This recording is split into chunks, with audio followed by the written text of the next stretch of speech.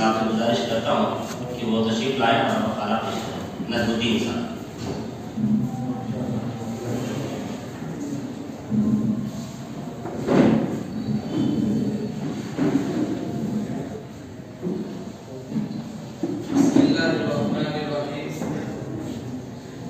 میرے لیے سعادت کی بات ہے کہ آج اللہ تعالیٰ نے مجھ کو اس محفل میں شریک ہونے کا شرف بخشا، اور سیمینار کا موضوع بھی بہت شاندار ہے، جس کے لیے منتظمین کو مبارکباد میں پیش کرتا ہوں۔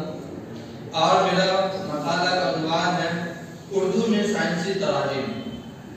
ترجمہ وہ دروازہ ہے جس سے دوسری قوموں کے احوال ہم پر کھلتے ہیں، اور جدید عہد میں یہ ایک ضرورت بھی ہے، جس کے بغیر ہم عالمی سطح کی علمی سرگرمیوں میں شریک نہیں ہو سکتے۔ چنانچہ اپنی قومی زبان کی اہمیت کو برقرار رکھنے، اسے گلوبل علم سے واقف کرانے اور جدید ٹیکنالوجی کے ساتھ دینے کے لیے ترجمہ ایک بنیادی ضرورت ہے۔ ترجمے کے ذریعے صرف زبان کی سطح پر ہی انسانی علوم میں اضافہ نہیں ہوتا، بلکہ اپنی کشادگی کے ذریعے بعض اوقات معاشرے کی بنیادی مزاج اور رہن سہن میں بھی ایک تغیر پیدا ہوتا ہے۔ اس لیے ترجمہ کا دائرہ صرف ادب تک ہی محدود نہیں ہے، بلکہ تمام انسانی علوم میں اس میں شامل ہے۔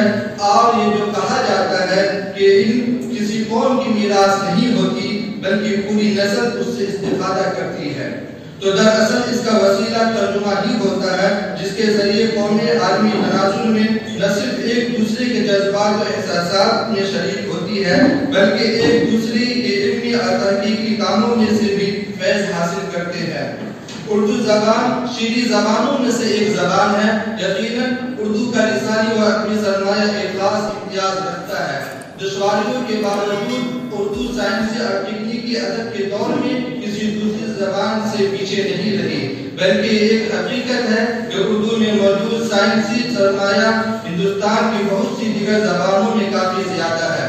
اگر راستے کی مشکلات اور رکاوٹوں کو دور کرتے ہوئے خلوص کے ساتھ سائنس اور ٹیکنالوجی کے میدان میں جدید ترین تصورات کو اردو میں منتقل کیا جائے تو آج اس شیریں زبان میں وہ وسعت اور پھیلاؤ موجود ہے کہ اس کے دامن میں علم و تحقیق کے نئے موتی جھڑ سکتے اور پیدا ہو سکتے ہیں۔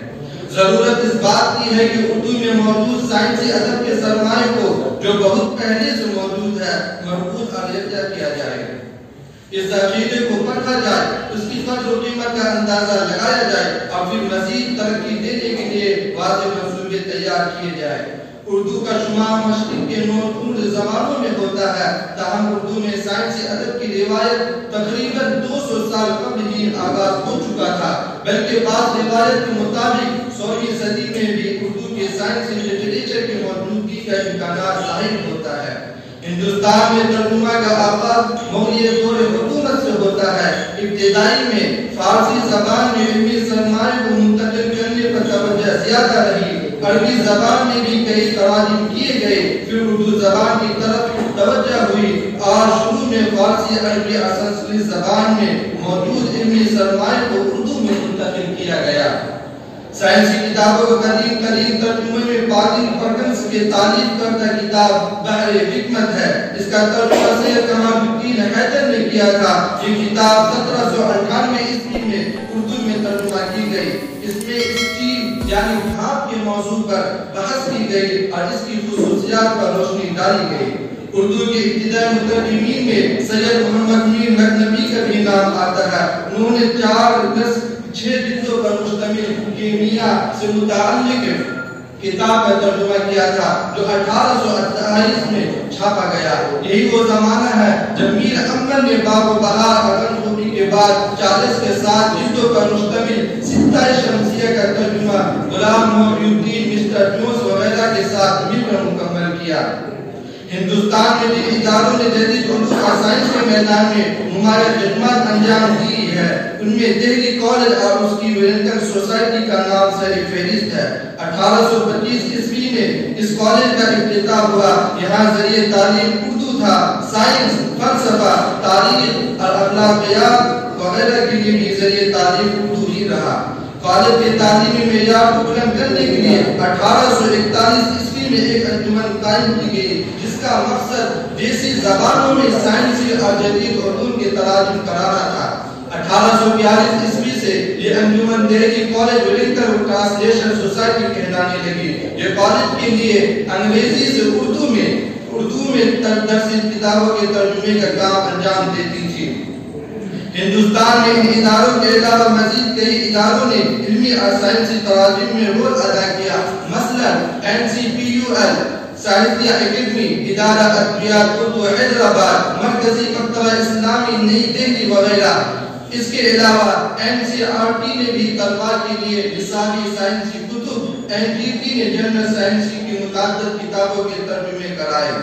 ترجمے کے ذریعے علم ایک زبان سے دوسری زبان منتقل ہوتا ہے۔ تجربات کے باہمی لین دین کے نتیجے میں زبانیں جدید علوم و فنون سے مالا مال ہوتی ہے اور ایک دوسرے کی تحقیقات اور ایجادات سے واقفیت حاصل کرتی ہے۔ ترجمہ وہ اہم ترین ذریعہ ہے جس کی مدد سے قوموں میں علمی چیلنج کو قبول کرنے کی کیفیت بھی پیدا ہوتی ہے اور سائنس اور ٹیکنالوجی کے میدان میں مسابقتی ماحول کو فروغ دیا جا سکتا ہے، جو بنی نوع انسان کے ارتقاء کے لیے نہایت ہی ضروری ہے۔ 20ویں صدی میں سائنس اور ٹیکنالوجی کے میدان میں اتنی زبردست ترقی ہوئی کہ اطلاعاتی ٹیکنالوجی کی ساری دنیا کو عالمی قوم میں تبدیل کر دیا اور حیاتیاتی ٹیکنالوجی نے انسانی وجود کی بنیادی عناصر تک کو سب کے سامنے آنا کر دیا، لیکن اس ترقی کا مرکز دنیا کا مخصوص علاقہ ہی ہے۔ اگر موجودہ ترقی سے متعلق بھرپور معلومات اور فہم و بصیرت میں عمومیت پیدا کرنی ہے اور ساری دنیا میں موجود انسانی صلاحیتوں کو علمی چیلنج کے مقابلے کے لیے تیار کرنا ہے تو نہایت ہی ضروری ہے کہ سائنس اور ٹیکنالوجی کے میدان میں ہو رہی ترقی کو دیگر زبانوں میں منتقل کیا جائے، خاص کر کے اردو زبانوں میں اگر منتقل کیا جائے تو بہت فائدہ ہوگا۔ میں مقالہ کا آخری پیراگراف پڑھتا ہوں۔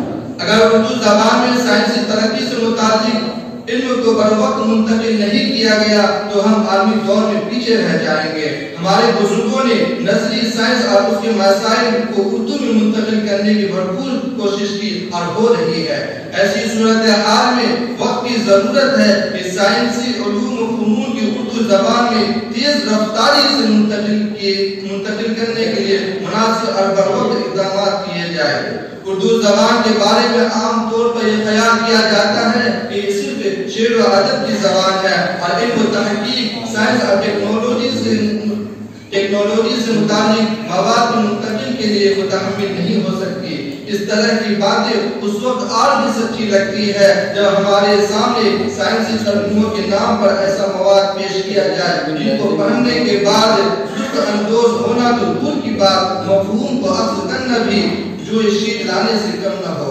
ظاہر ہے جب کسی زبان میں مواد کی ترجیح ترجمے کی شکل میں کی جائے اور اس کی راہ میں آنے والی مسائل پر پوری طرح نگاہ ڈالی جائے تو ایسی صورتحال میں یا تو اوپر بیان کیا گیا الزام حقیقت پر مبنی ہے کہ اردو زبان میں وہ صلاحیت نہیں ہے کہ ایسے مضامین کو موثر طریقے سے پیش کر سکے جن کا تعلق نظری یا عملی سائنس و مسائل سے ہو، یا پھر ترجمے کرنے والوں کے لیے ذہن میں مسائل خود ٹھیک سے واضح نہ ہو جن کو دور کر کے سائنسی ترجموں کو بھی قارئین کے لیے پرکشش اور جاذب بنایا جا سکتا ہے۔ ایک اور پہلو اور مسئلہ بھی یہ بھی ہے کہ قارئین کی بڑی تعداد خود اپنی زبان کے استعمال سے اتنے دور ہو چکی ہے کہ انہوں نے اردو زبان کو استعمال نہ کر کے خود اپنی صلاحیت کو فہم کو گھٹا دیا ہے۔ اس لیے آج ضرورت ہے کہ اپنی اردو زبان کو سائنسی ترقی سے متعلق علم کو برقرار منتقل کیا جائے اور عالمی دور میں پیچھے